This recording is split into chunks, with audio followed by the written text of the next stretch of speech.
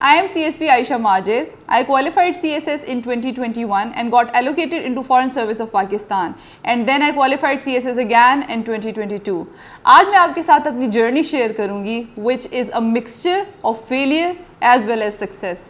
और मेरे ख्याल में मेरी जर्नी से आप लोगों को बहुत कुछ सीखने को मिलेगा, क्योंकि जहाँ एक तरफ CSS एस्पायरेंट्स को इस बात का शौक होता है कि उन्होंने CSS देना और क्वालिफाई करना है, दूसरी तरफ उनको इस बात का डर भी होता है कि अगर फेल हो जाए तो क्या होगा। और मेरी पूरी जर्नी में ये सब चीज़ें हैं जो आपको आज देखने को मिलेंगी। As far as my journey is concerned, तो मैंने ये जर्नी स्टार्ट की थी इन 2019 और मैंने ये सोचा कि मैं 2020 की अटैम्प्ट दूंगी and that was going to be my first attempt. तो मैंने तैयारी शुरू की, लेकिन हुआ ये कि मैंने बीच में एक ऑप्शनल सब्जेक्ट इस तरह का सेलेक्ट कर लिया कि मैंने वो अटैम्प्ट फेल कर दी। यहाँ से एक लेसन सीखने को मिलता है कि आपने जब अपनी CSS की तैयारी शुरू करनी है तो आपने अपने ऑप्शनल सब्जेक्ट्स को बहुत वाइजली चूज़ करना है। इस बारे में थोड़ी देर आगे चल के भी मैं बात करूँगी।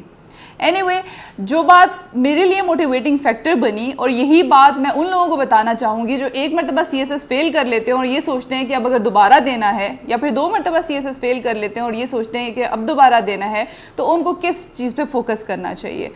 जब मैंने CSS की पहली अटैम्प्ट फेल की तो मैंने उन चीज़ों पे फोकस रखा जो मेरे सब्जेक्ट्स पास हुए थे, और क्योंकि मैं 11 सब्जेक्ट्स पास कर चुकी थी और उसमें सबसे बड़ा मोटिवेटिंग फैक्टर ये था कि मेरा एसे और प्रेसी दोनों सब्जेक्ट्स पास थे जो कि सबसे ज़्यादा लीथल सब्जेक्ट्स माने जाते हैं, तो मेरे लिए वो एक मोटिवेटिंग फैक्टर बना। तो अगर आप भी CSS में फेलियर फेस करते हैं तो आप उस चीज़ पर फोकस रखें कि अगर आपके 2, 3 या 4 सब्जेक्ट्स में अच्छे मार्क्स आए हैं तो इसका मतलब है आप बाकी सब्जेक्ट्स में भी अच्छे मार्क्स ले सकते हैं। खैर, मैंने फिर CSS 2021 की attempt the with this motivation कि if I can pass essay and Pressy and all the other subjects, I can qualify it. जब CSS 2021 दिया, अल्हम्दुलिल्लाह with the blessings of Almighty Allah, I got allocated into Foreign Service of Pakistan. फिर मैंने ये सोचा कि 2 attempts क्योंकि मैंने पास कर लिया और उसमें essay Pressy भी पास कर लिया है, तो क्यों ना मैं एक दफ़ा फिर से अटैम्प्ट दे के देखूँ कि essay और Pressy की जो टिप्स और ट्रिक्स मैं अप्लाई कर रही हूँ क्या वो तीसरी मरतबा भी अप्लाई होंगी। तो मैंने CSS 2022 भी दे दिया and I qualified it again. लेकिन मैंने इंटरव्यू ना देने का फैसला किया क्योंकि मैं सीट वेस्ट करके किसी और का हक नहीं लेना चाहती थी, and I was very happy in foreign service of Pakistan. As far as my educational background is concerned, I have done masters in business administration from Hazara university Mansehra, and Mansehra is where I belong from. Well that means के मेरा domicile Khyber Pakhtunkhwa का बनता है, तो थोड़ी सी बात domiciles पे कर लेते हैं क्योंकि कुछ एस्पायरेंट्स को इस चीज़ का भी अंदाज़ा नहीं होता कि उनका कंपटीशन बेसिकली CSS में होता किसके साथ है। उनको ये लग रहा होता है कि उनका कंपटीशन ओवरऑल सबके साथ है जो पाकिस्तान से लोग आके CSS देते हैं। हालांकि इस तरह से नहीं है। CSS में सीट्स की डिस्ट्रीब्यूशन हुई भी होती है एज पर योर प्रोविंसेस। तो खैबर पख्तूनख्वा के लोगों का सिंध के लोगों के साथ कोई कंपटीशन नहीं है, सिंध के लोगों का बलूचिस्तान के लोगों के साथ कोई कंपटीशन नहीं है, पंजाब के लोगों का इन तीनों सूबों के लोगों के साथ कोई कंपटीशन नहीं है। तो सीट्स डिस्ट्रीब्यूट हुई भी होती हैं एज पर योर कोटा। आपने ये करना होता है कि 600 प्लस मार्क्स लेने होते हैं, and if you belong to Balochistan 600 marks लेके एलोकेशन हासिल करना is very easy. If you belong to Sindh तो उससे थोड़ा सा मुश्किल होता है, लेकिन फिर भी आसान होता है।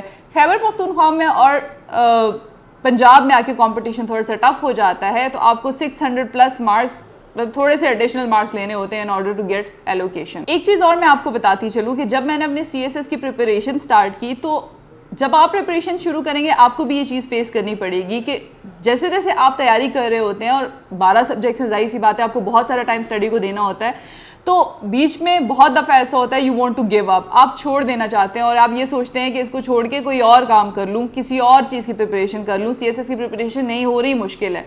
तो ऑब्वियसली आप अपने लिए कोई मोटिवेटिंग फैक्टर ढूंढते हैं। मेरे लिए मोटिवेटिंग फैक्टर ये था कि जब मैंने 2019 में CSS की प्रिपरेशन स्टार्ट की, तो जो चीज़ मैं खुद पढ़ा करती थी मैंने उसी चीज़ की वीडियो बना के यूट्यूब पे अपलोड करना स्टार्ट कर दी, और that is from where learn to lead with Ayesha began. आप लोगों में से बहुत सारे लोगों ने ये चैनल देखा होगा और इसकी वीडियोज़ भी देखी होंगी। मैंने ये करना शुरू किया कि मैंने वो वीडियोस बनाना शुरू की जो कि लोगों को पसंद आती थी, और लोग कमेंट्स करके ये कहा करते थे कि मज़ीद वीडियोस बनाएं।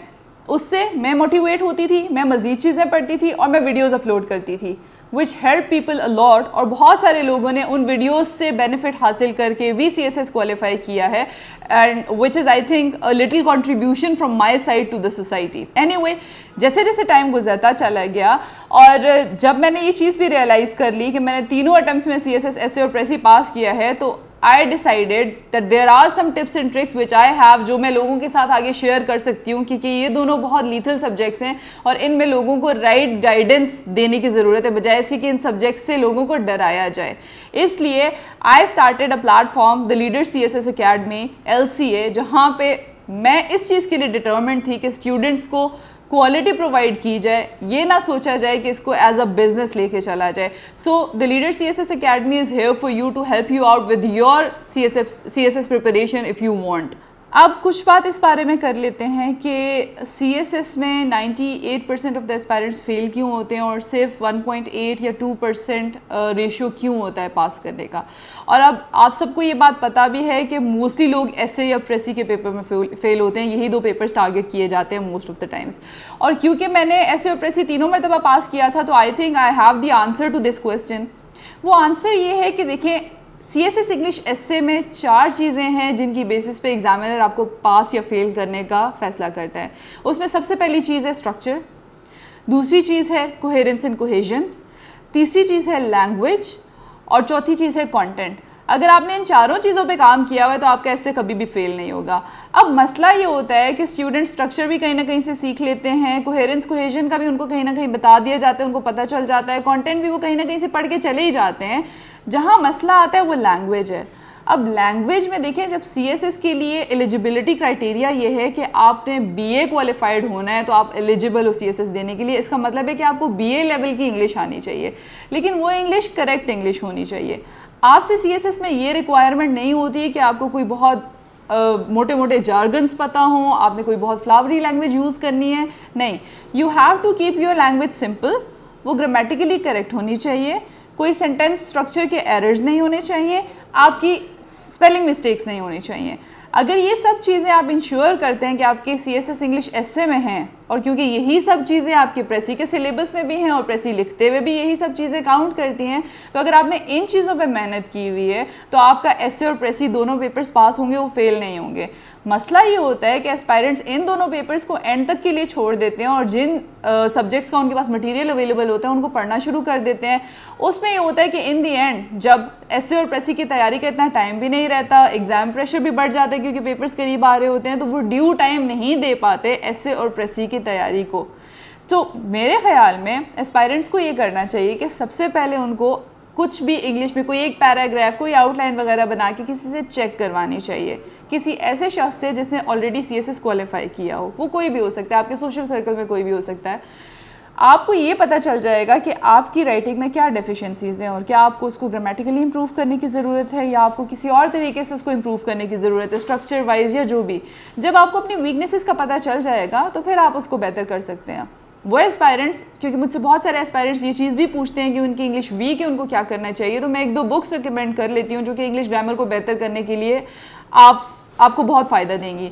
उनमें से एक है रेमंड मर्फी की इंग्लिश ग्रामर की बुक और दूसरी है Oxford practice grammar bye John Eastwood. अगर आप इन दोनों में से कोई भी बुक कंसल्ट करें तो आपको इंग्लिश ग्रामर बेहतर करने में बहुत फ़ायदा होगा।